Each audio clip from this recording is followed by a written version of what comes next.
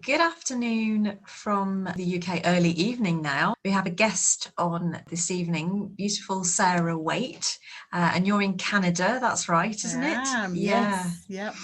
And Sarah and I met when I went on a podcast called Creative Reboot with you and Carla.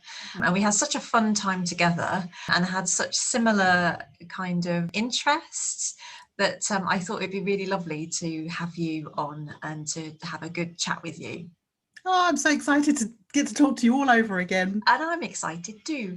So let me just give our listeners, our audience, an introduction of you, Sarah. So Sarah says that she's a Maltese English woman who's wildly introverted but fiery, passionate, and a bit of an arm waver when she gets to know you.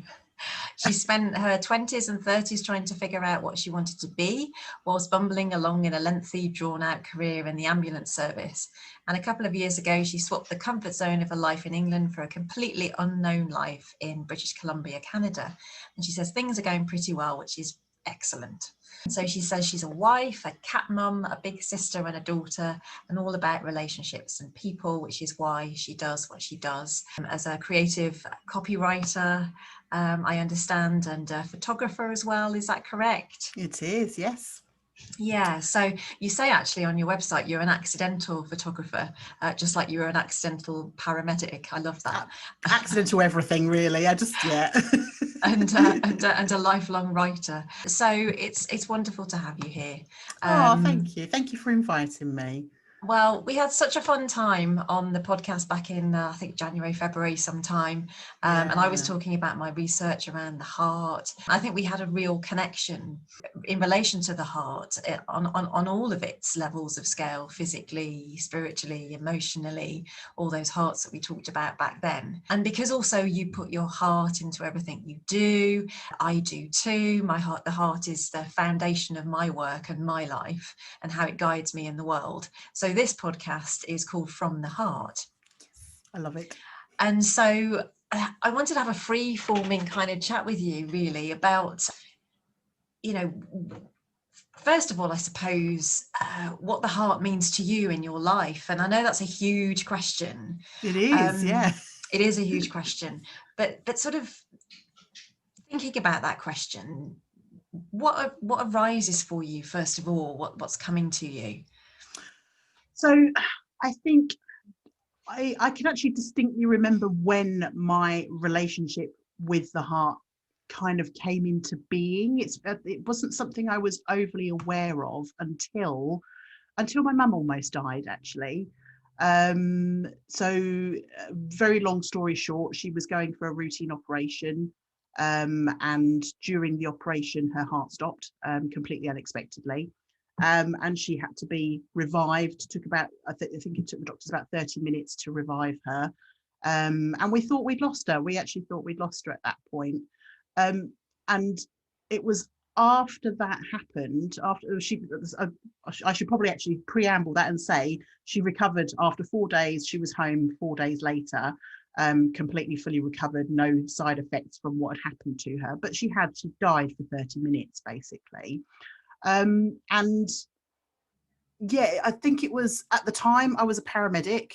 At the time I was a wedding photographer.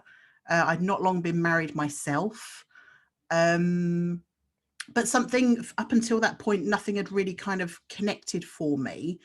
And I started to realize, actually, just for me, it kind of hammered home how important my family was.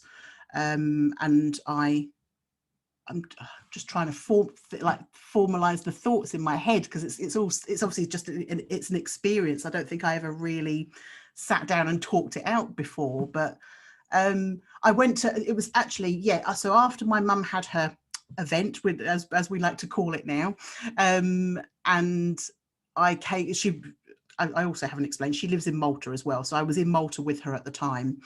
So I came back to the UK. And just after I got back to the UK, I had a photography workshop that I'd already had booked in. But I decided to go along to it anyway, despite all of the other things kind of going on in my head at that point. And this workshop started to talk about like why you do what you do. It wasn't about, you know, how to point a camera at people or, you know, do the job that you're doing. It was delving much more into why you're doing what you're doing. And this kind of gave me time to think about what had happened with my mum, the job that I'd been doing for all of this time. And it all just suddenly came flooding in a big rush. And I thought, this is the reason I do all of this, is just because it's all about my family. And that, for me, that's the heart of everything for me, is the family. And I think that was when the idea of the heart first came into, like first sort of connected things for me, really, at that point. So yeah, that probably doesn't sound very clear at all, but it's just like a jumble of thoughts in my head. But yeah, it was all around this event, really, that got me thinking about it. It's fascinating, isn't it, how these events can be really transformative. Yes. And you know, this organ that we take for granted, and it could be any organ, you know, any part of the body that you kind of take for granted.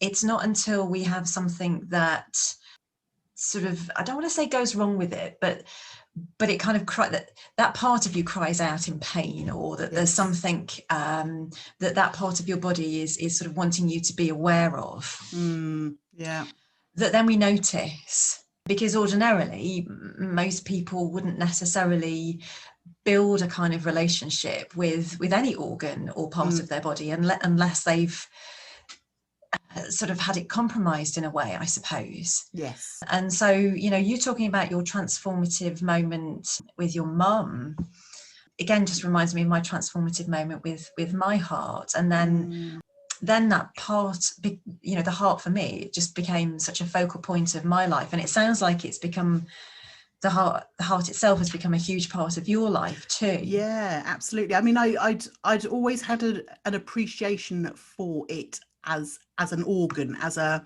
physical thing. You know, that's from being a paramedic, basically. You know, I'd had to learn how to read, you know, do heart tracings and read what was happening with someone's heart based on their symptoms, and you know what the tests and things were telling me. So physically, and I'd even seeing the organ itself, I found a real beauty in it. There was a real just like how it worked, you know, the pumping action of it and the electronic action of it, everything about it fascinated me.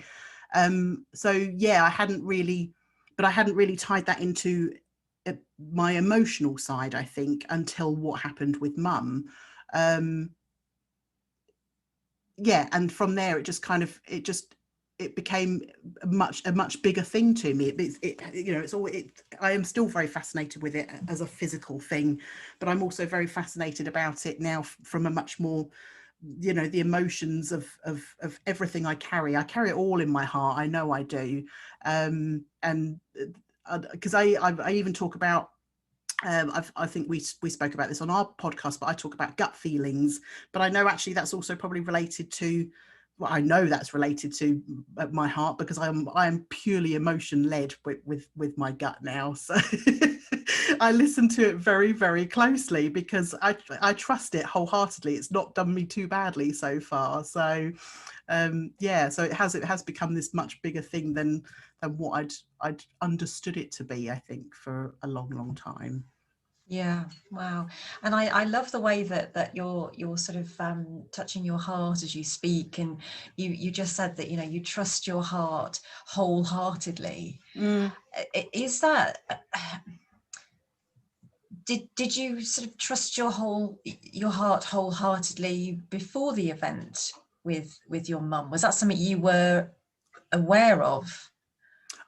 Not from a heart-led place. It was like, as I said to you, like this gut reaction, and it was very much everything I did came from the gut. So and I still call it a gut reaction now, but I know for now it feels much more linked to my heart. But yeah, back then it's like how you talked about me being accidentally a paramedic. That came about purely through gut instinct, basically. I applied for a job because it looked interesting. I hung around because, yeah, it was okay and the pay was pretty good, but gut said, this is the best place for you to be right now. And then I became a paramedic. Again, on gut instinct. It was, I didn't really know, I didn't want to do what I started as a dispatcher when I first started in the ambulance service, did 8 years of that, and I was ready to go actually and work in Tesco's, but my gut said apply for being a paramedic and see what happens, you know, and then it kind of went off down that way. So it was very accidental. But yeah, I guess actually when I think about that now, I think a lot of that probably was more heart-led. I just wasn't in tune with it at that point. I didn't really understand that that's where that was coming from. So yeah, it's I forgot the question that you asked me. Yeah, I was just saying, is you know, your awareness, this trusting of your heart wholeheartedly, Yeah, is that something that's kind of grown since this event with your mum? yeah, absolutely. And in okay, and in what sense do you feel that's grown? Is it because you're more aware of the heart now? Yes, I think, yeah, again and I always come back to physical because that's what I knew for so long, but I know that after what happened with mum, we talked about it quite a lot afterwards, me from initially from an interested paramedic perspective, because, you know, I'd been to lots of people who were in the process of dying, you know, they'd had cardiac arrest, and I was there fighting to get them back from that physical standpoint. And some of them we got back, thankfully, but you never got to have those conversations afterwards with them, you know, to sort of find out what they experienced. And it was quite interesting to talk to my mum about it because, I mean, she has literally no recollection. She was in the middle of an operation, so she was unconscious at the time anyway. She said, you know, because I said to her, we had the conversation, did you see a beam of light or any of that kind of stuff? And she's like, no, Sarah, I didn't. My mum's very religious. She's a Catholic, you know, she was raised to believe all of these things, but she said, no, she said, the only thing I actually remember hearing is the ambulance sirens at one point when they were taking her to the intensive care unit. Yeah, so it was quite interesting to sort of talk to her afterwards about what she remembered, and I think we ended up having a whole conversation about how for her it was a level of nothing really. She, as far as she knew, nothing, you know, she didn't know any of this stuff that was going on, and she said what happened to her heart actually had a bigger effect on me and my sister and my parents as a family, you know, all the experience that we had around that. And I think that really started to make me think more about the heart in these bigger terms. I think that's where I started to make the connection of it being a much more emotional, family driven, you know, connections kind of thing. And yeah, it has. From there, it's just I think just because I'm now much more aware of it, it's not even that I make myself be aware of making any decisions based on my heart now. I just go with it. I just let it tell me. Really, yeah. It's not even that, because I remember you talking about how you speak to your heart. I don't think I even really do that. I think I just let myself be led by it. So yeah. Lovely. Gosh, there's so many things going through my mind at the moment. It's so rich. Particularly when you're talking about, you know, your mum saying that she doesn't really remember anything. And, you know, I had multiple cardiac arrests. Yes, yeah, I remember you saying and, you know, not that I am terribly religious. I guess I have what I would call a spiritual sensibility. And I guess I kind of expected to see a light or something, because, you know, I had died, but I didn't see anything at all. And I just remember there was just stillness and peace. And I just remember the coming back around from the heart massage, And I actually thought that someone was strangling me because I was just, somewhere completely different. But like you say, I think it has more an effect on the people who are there watching, because I know that the experience had a profound effect on my mum and my dad and my sister. Not as though they've been as vocal as you have, but I think it's had a definite effect on them and how they see the heart, because of like you say, the emotions. Yeah. And this sense that, gosh, there's this organ which is so profound. I think you said earlier on that you've actually seen, when you see the ECGs and the printouts, and surgeons talk about the fact that when they see a heart, it's actually like kind of holy in a way. Yes. There's something very sacred and Yes. and divine about it. And I'm just rambling, but I just wonder what that is about the heart. It is, I think, and actually sort of going from the point of view of like surgeons and anyone in the medical profession, really, I think it is this fascination with how powerful the heart is, how much it's responsible for, and the fact that it actually it self-manages itself as well. It's not led by any other part of the body. It can beat of its own accord, and it chooses to do so.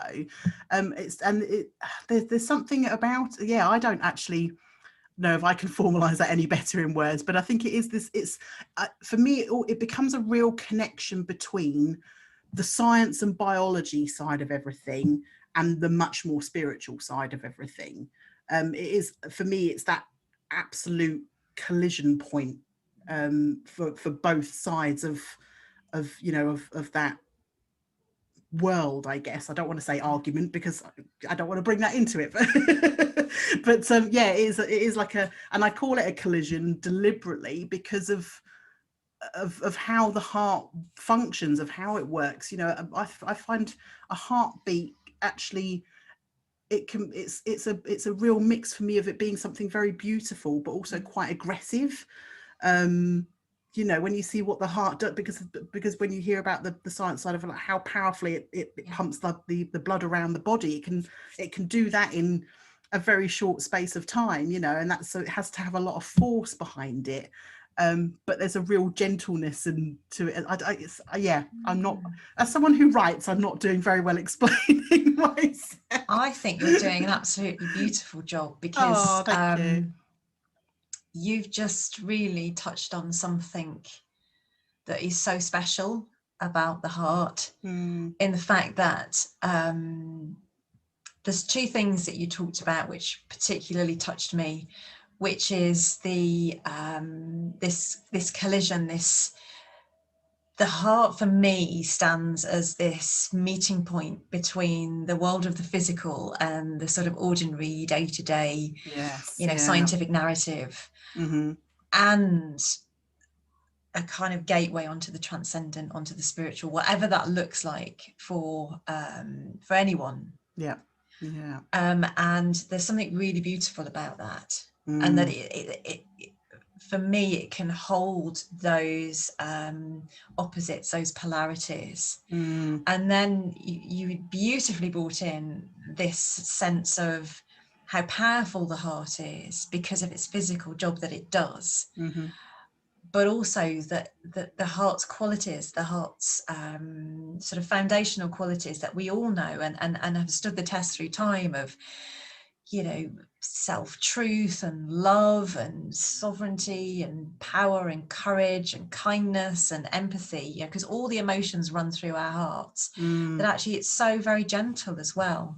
And that there's this organ that we carry inside our chests that can hold the polarities of the world, and in that sense the vastness of the world, the differences of the world, and we hold that within ourselves. To me, that just blows my mind.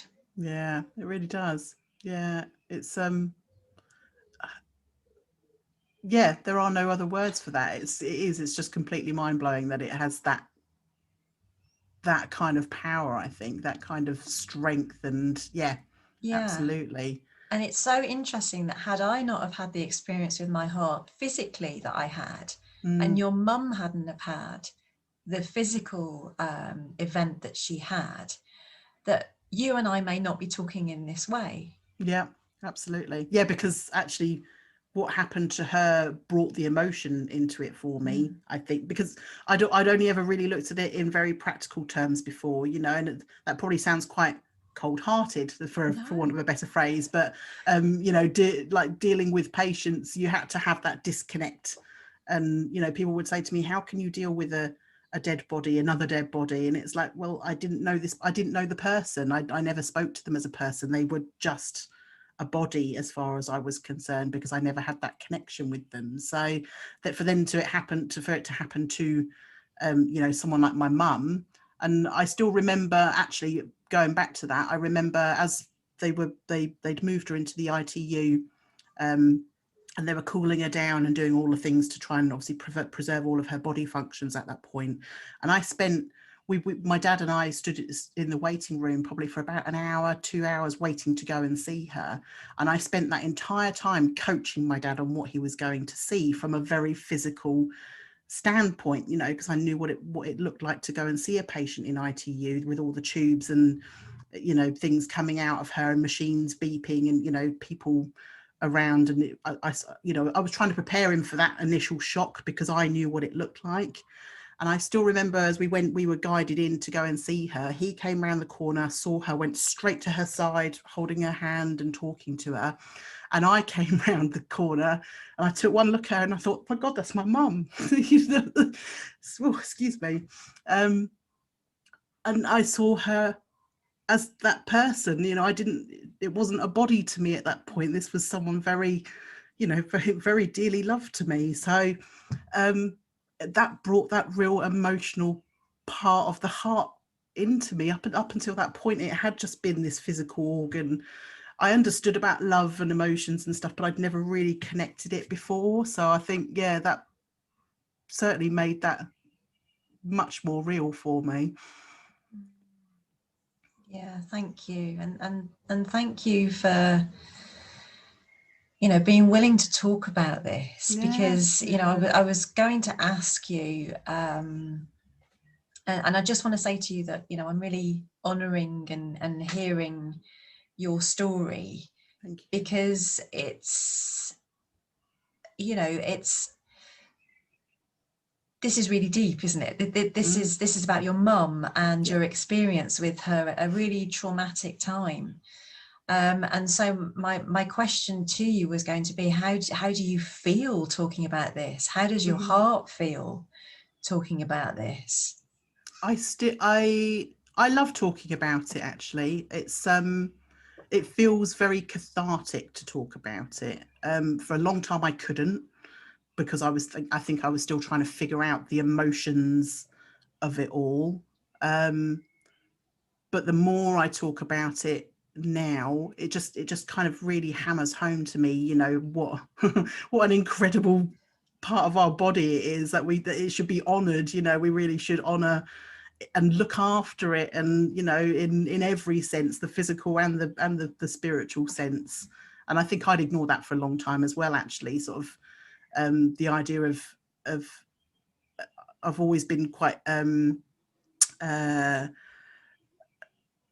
I think at that point I had a lot of problems with my mental health, and I think that was because I wasn't looking after the emotional side of my heart, you know. So yeah, so I think it's being able to talk about it is important to me, because I see that as a thing that helps with my mental health as well. It's a thing that just, as far as I'm concerned, the more you talk about something, the much easier it becomes to talk about it, the more open it is for other people to understand who may not have those similar experiences. And so then don't go through life thinking I need to be looking after my heart, because they don't understand the you know, the two sides of it. So Yeah, so I think, yeah, talking about it, actually that's the first time I've cried about it since, for a long time, talking about my mum. But it's always that point that when I first saw her, I think, is the bit that really always gets me. But yeah, we talk about it as a family all the time as well. It's something that we at the end we turn around to mum and say, you know, you've done dying once, you're not allowed to do this for a long time now. So so yeah, but it's yeah, talking about it is, it definitely has I keep saying cathartic. It's there is a very sort of therapeutic thing about talking about it. So it's I try to talk about it as much as possible. Yeah, well, you know, thank you, because, you know, and as I say, just to repeat, you know, I do honour you and your story and all the feelings around that, because it's, you know, deeply important that your heart is seen, and the emotions that you felt and still feel are seen and honoured and heard, because that's your heart responding in the present moment. Yes. Yeah. You know, and I think I do have a sense that in our contemporary society, we don't tend to sort of honour those feelings that are arising in the present moment through our hearts necessarily. So much. Yeah. I mean, one of the things I talk about a lot actually is that after everything happened with mum, and I went through a really bad time at work at that point as well. I went to some really not very nice calls, and I was not in a very good headspace. I think, again, I was still trying to deal with what had happened to mum, and also being this paramedic, trying to sort of mesh the two things together. So I went to go and see a counsellor. And the very first day I walked in, she literally said to me, "How are you?" And I started crying. And I spent the entire first hour crying with her. But I realized at the end of that first session, I hadn't cried since I was a child. I actually hadn't cried since I was about 4 or 5 years old, when I was in school and the kids all used to call me crybaby. And so I'd stopped crying. But I started to realize after that event, after the hour of crying with the counsellor, that actually I'd been ignoring something really important, in that when I was hurt or sad or needing to cry, and I wasn't crying, I was getting a very distinct pain in my chest, and I'd been ignoring that for years and years and years. And so, I mean, I cry all the time now. It happens a lot now. But I recognize, because I still get that pain, but I know that when I cry, it lifts that pain. It helps to get it out, So it's it's definitely something I that started to make me realize there was actually a real physical aspect to something I'd been physically ignoring, that tied directly into emotions, that I could have actually alleviated so much pain by letting that pain out. So yeah, I can't remember what I'd started talking about there. What a gift. I mean, yeah. I think that is such a gift, that again, if your mum hadn't have had that event, and then you hadn't have gone to see the counsellor, you wouldn't have actually come into conversation with your own heart. Because what it sounds like to me that you're saying is that through what happened to your mum, you've actually come into a deeper relationship with your own heart. Yes. Yeah. And you're really sort of sensing when your heart is talking to you. What a gift is that? It is. Yeah, it is. It's I think that's why I was partly fascinated about the things that you were saying when we spoke last, in this idea of conversing with your heart, because as I said to you, I still don't really do that now. I am just led. I know I am just led by it, but I think there is probably a lot more I could learn and understand actually by learning to have those conversations. Yeah, I mean, I think it's whatever makes sense to each person, because each person will have a different relationship with their heart. Yeah. So as you were saying that, I'm thinking, well, I wouldn't be too hard on yourself, because actually Okay. I think that there is a definite, it sounds to me, looking from the outside, that you, once this happened to your mum, that you started listening to your heart, and that actually you went to the counsellor and you realised that, you know, when you're keeping emotions in, that you get a pain. And so that then is your heart saying to you, I need to release some emotions. And actually that would say to me that we all are born with this ability to understand what our hearts are saying to us. It's just that our education system kind of takes us in a different direction, which isn't necessarily a bad thing. Some might argue it is, but I think sometimes if you sometimes have to go away from something to understand how important it is. Yes. Oh yeah, I agree with that. Yeah, definitely. So maybe through the event and then going to see the counsellor and learning how your heart speaks to you, you're just developing your own dictionary, your own Oh, I like that. way of that your heart speaks to you. And it's different. Yeah. You know, I could tell you how my heart speaks to me, but it wouldn't resonate because it's not the same for you. Sure. But you actually saying to me right at the beginning, you've said it a number of times through this podcast, is I just follow. Well, that to me says, well, I'm just following. I'm going back to what I knew when when everything was innate, when I first got here. And, you know, the heart's the first organ to form when after conception. And, you know, the heart's the first organ that was ever speaking to you anyway. So you're just remembering how that communication happened. So I would say you've just fallen straight back into the way that you used to converse with your heart before you were maybe educated in a different direction. Oh, I love that. I really love that. I like that idea, like you say as well. It's like you're making your own dictionary. As you know, as a Yeah. word person, that feels really good. I like that. That's lovely. Yeah. Yeah. So again, it's just the trust that you've developed since this happened to your mum, I just think is phenomenal, really. That and what keeps coming to me is stories, the stories of the heart. The heart actually stories us, I think, in a way. Yes. Yeah. You know, so it's just this beautiful, powerful organ that is the first to form. You know, when we're in the womb, and it's actually we're growing out of the heart, and the heart stories us. And I've started to think about it in those terms now, really. And so the story that you're sharing is your heart, and you're being storied by your mum's heart and your heart. Yeah.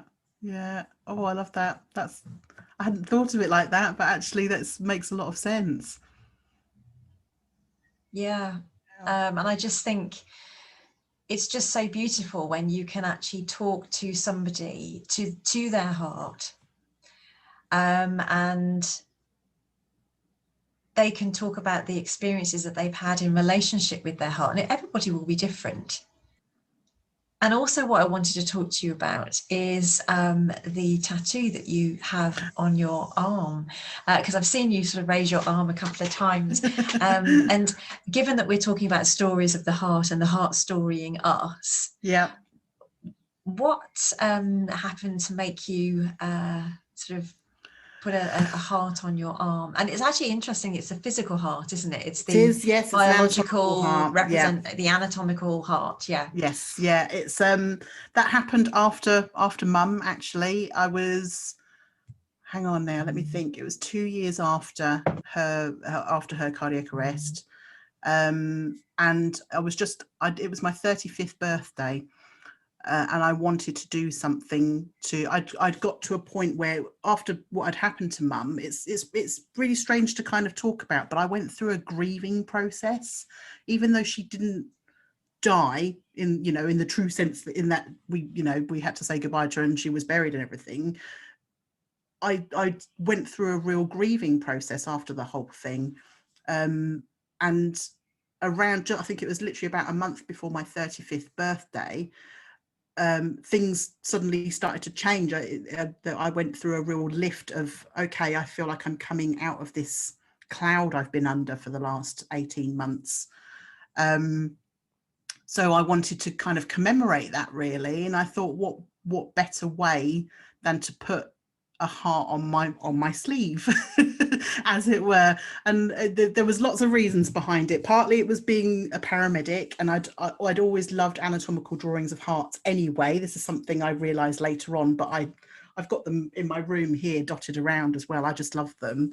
There was that element of it being the anatomical heart, but then it was the aspect of it being my mum's heart, that despite everything, it was strong enough to bring her back. There was one of my favourite poems we had read on our wedding day before everything happened with my mum is "I Carry Your Heart With Me" by E. Cummings, and that was part of it as well. So yes, there was all of these different aspects, and I thought it was the perfect thing to kind of just mark that horrible, dark part of my life, really, that it was over. And I remember actually not long after I had it done, I was dealing with a patient, and her husband was talking to me, and he said, does that mean you wear your heart on your sleeve? He was the first person to sort of say that. I went, actually, that's probably another reason why I have it, because I am, especially now, I am very much, I'm emotion led, and I'm quite, people know my emotions. I try and hide them, but I can't. So I obviously do wear my heart on my sleeve. People know exactly where I'm at when they're talking to me. So that just became another part of it, really. So that is where the heart came from, and it's I still love it very much to this day. So it's lovely, and thank you. I just love the multiple meanings Yes. as well. I do love the physical representation of the heart, I have to say, and also sometimes people would draw the heart as a sort of red Yes. heart as well, the symbol of the heart that we all know and love. Yeah. So again, the heart is represented in our lives in so many ways.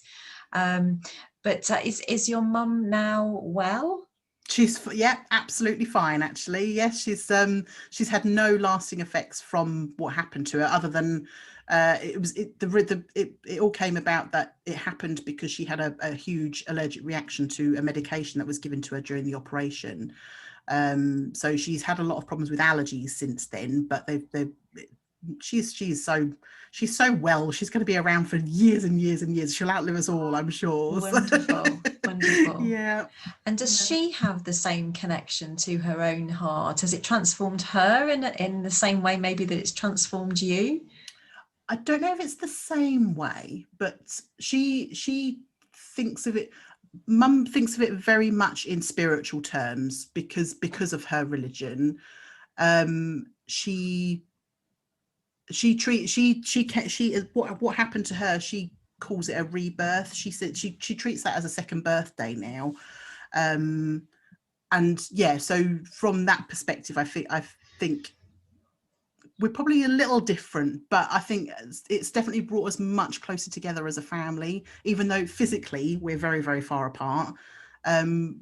Mentally, emotionally, we've never been closer as a family. So it definitely has had an effect, on her with all of us, really. So yeah, it's I've not actually, I've not really spoken to her in that deep terms with her about it. I'll have to ask her next time I see her. So yeah, you'll have to ask her and see how maybe she feels about it. But it's so interesting, isn't it, how these experiences can affect us in so many different ways, and some people don't have, say, a transformative, transcendent experience, and others do. And there's nothing wrong with any of the experiences that we have. But I was just so fascinated that the experience didn't necessarily happen to you, but you've been so transformed by your mum's cardiac event, and personally speaking, I'm so transformed by my own cardiac events that I've had. And so just sort of thinking about drawing to a close now, what is particularly present in your heart now? What do you feel your heart sort of wanting to say, if anything? Anything you feel it hasn't had the chance to say in relation to this conversation we've had? I don't think so, but I think for me, it's just the thoughts that are coming in, it is just about just listening to what it's telling you, listening to, you know, if you're at a crossroads and you have to make a decision, don't put the logic to one side for a minute and just allow your whether you feel it's your heart or your body, just allow you what's inside you to tell you what to do. For me, that's always been really powerful anyway. Like I said to you, I feel like it hasn't done me too badly so far, so despite, you know, a 20-year career in the ambulance service, I'm now working for myself and living in a different country. You know, it's these things are happening, and it always ends up being it feels like it's always taking me into a really good direction. So I think it's just worth trusting it and following and listening and following to what it's telling you. So there's I am still quite a logical person. I will still put down pros and cons of everything, but when it comes down to it, I will put the list to one side and just sit back and listen for a minute and see what my heart is telling me to do. I think that's the key, isn't it, really, Sarah? I think you also mentioned a little bit earlier about, you know, the sort of mental health issues, and I've had similar, which I shared with you in the podcast. And I think what really supported me was sort of moving out of the sort of dominance of my mind, of, you know, the sort of rational, logical, getting caught in a loop of that, and sort of learning to come more into my body and more into the heart, so that I could sort of use all my modes of knowing.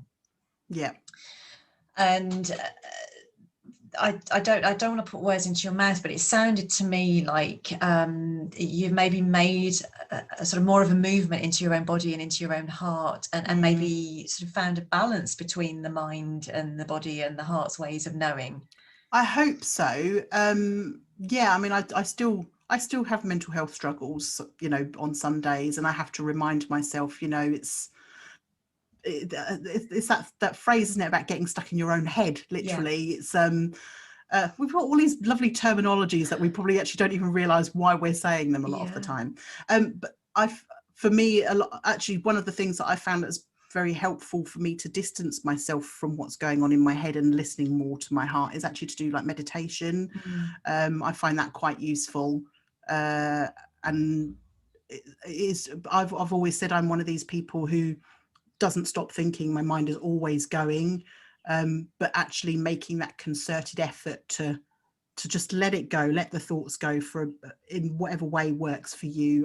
For me, it has actually been writing things down. That is one way of clearing my head. If I can put it all onto a notebook or onto a document or something, I just, as long as it's not in my head anymore, that allows me the space to then, you know, listen to my heart and let that tell me what's going on. So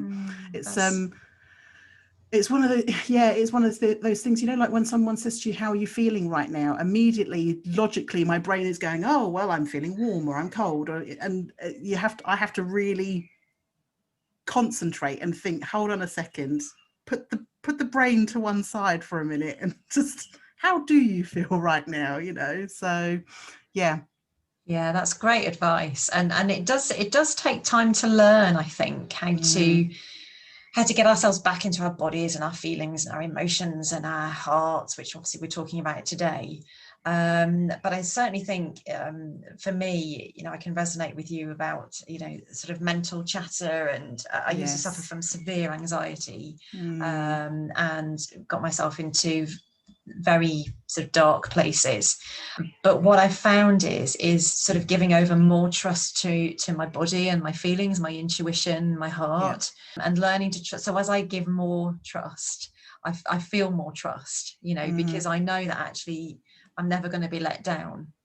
And so again, what I'm not talking about and never have talked about is this kind of the head or the rational intellect is wrong or bad in any way. It's just that if we can kind of come back into some kind of balance with our body, and all these ways of knowing that we have, I wonder how that might sort of support us as a society, because we are, you know, obviously suffering from such a chronic mental health. It's trauma. Yeah, we're all going through a big trauma at the moment. Huge trauma at the moment, and letting the body or the gut or the heart lead, whatever makes sense to you. Obviously for us too, it's the heart, and you did mention the gut earlier as well, that it guides you.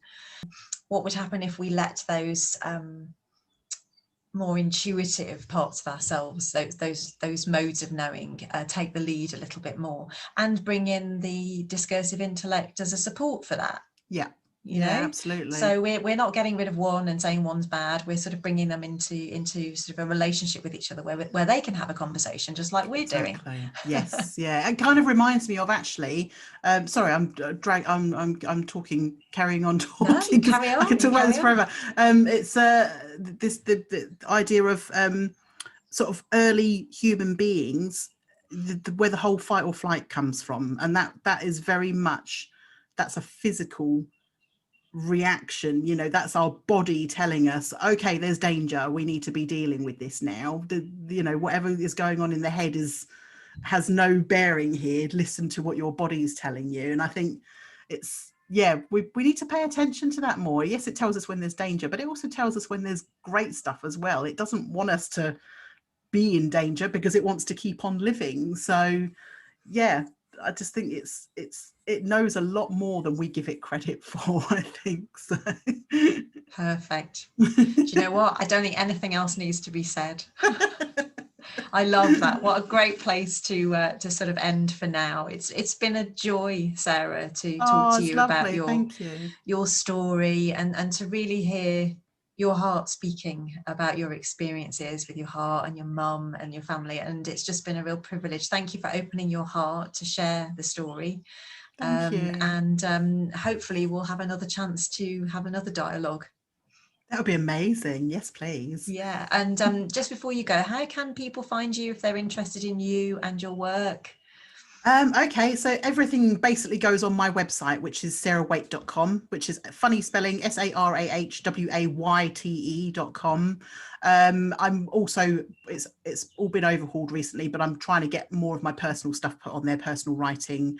I also do a lot of writing about mental health from an emergency services perspective, and that's all on Medium. And then if you just search for Sarah Wayte on Medium, you'll find some of my stories on there as well. So. Oh, lovely. And hopefully people who are listening will go and check you out and your work. Amazing. Thank you. So it's been lovely to talk to you. It's been lovely talking to you as well. Thank you so much. From my heart to yours. Goodbye. Bye-bye.